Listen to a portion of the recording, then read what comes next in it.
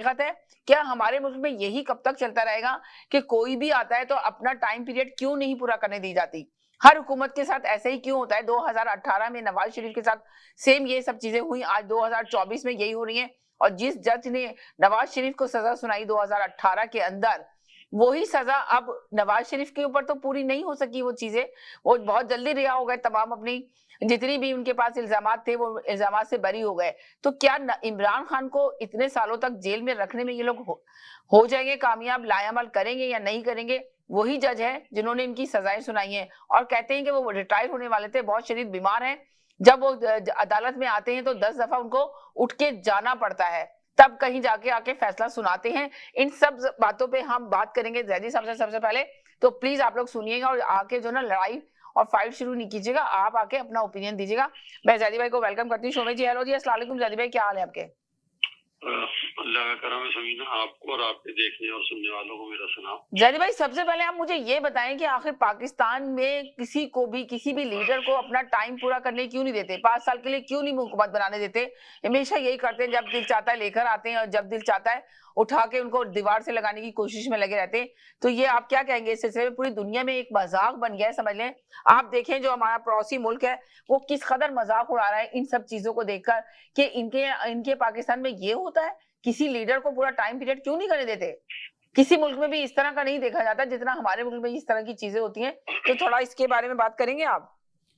समीना देखिए, पाकिस्तान हमारा वो वाहिद मुल्क है जहाँ पे जब भी जमहूरियत के जरिए इख्तिदार मुंतकिल हुआ, उनको कभी भी मुकम्मल तौर पे या उनकी पूरी टर्म पूरी नहीं करने दी गई। जबकि जब भी माशाल्लाह आए, उन्होंने अपने वक्त से ज्यादा, किसी ने 11 साल और किसी ने 8 साल और किसी ने इससे ज्यादा मुल्क में हुक्मरानी की, लेकिन जमहूरी इदारों को कभी भी पनपने नहीं दिया गया। ये हमारे यहाँ एक बहुत बड़ा सेटबैक है। लेकिन उसके साथ साथ हमें ये भी देखना पड़ेगा कि क्या हमारे सियासतदान अपने, चाहे उनकी दौराने इख्तिदार मुख्तसर हो, तो क्या उन्होंने अपने उस दौरानिये में इंसाफ किया या नहीं किया? हमें इस चीज को भी देखना पड़ेगा कि अगर उनको 3 साल में हटा दिया गया या 2.5 महीने में और 20 महीने में हटा दिया गया या 3.5 साल में हटा दिया गया, तो क्या वो अपने इख्तिदार के साथ इंसाफ कर सके या नहीं कर सके? उनकी वजूहात क्या थी? किन वजूहात की बुनियाद के ऊपर उनको इख्तिदार से हटाया गया? होता ये है कि जब आप ये समझते हैं कि अब सब कुछ मैं ही हूँ, और अब जब आपके अंदर मैं का अंसर शामिल हो जाता है, तो आपके लिए जरूरी हो जाता है कि आपको वहां से हटाया जाए। इसी तरीके से नवाज शरीफ का भी एक दौर था जब उनके अंदर भी एक मैं आई थी और उनको भी इख्तिदार से हटाना पड़ा।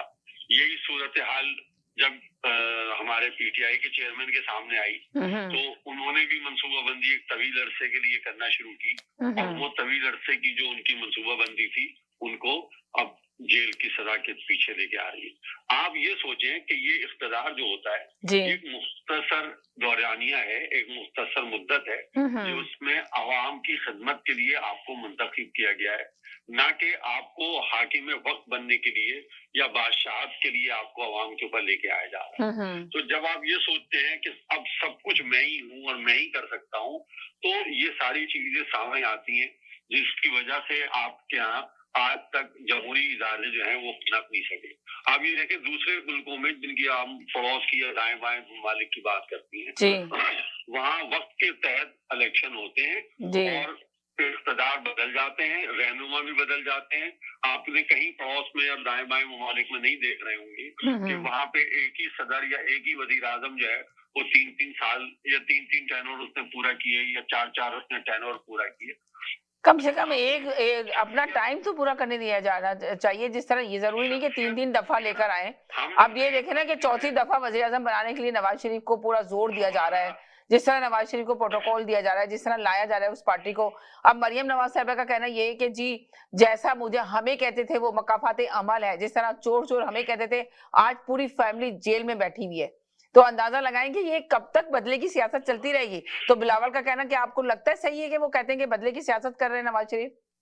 देखिए, बदले की सियासत तो आपको, जो जैसे मैंने कल भी बात में जिक्र में किया कहा था کہ سیاستدان جب تک متحد نہیں ہوں گے اور بدلے کی سیاست پہ اپنی سیاست کھیلتے رہیں گے تو ایک دوسرے کے ساتھ یہ آنے والے وقتوں میں بھی ہوتا رہے گا.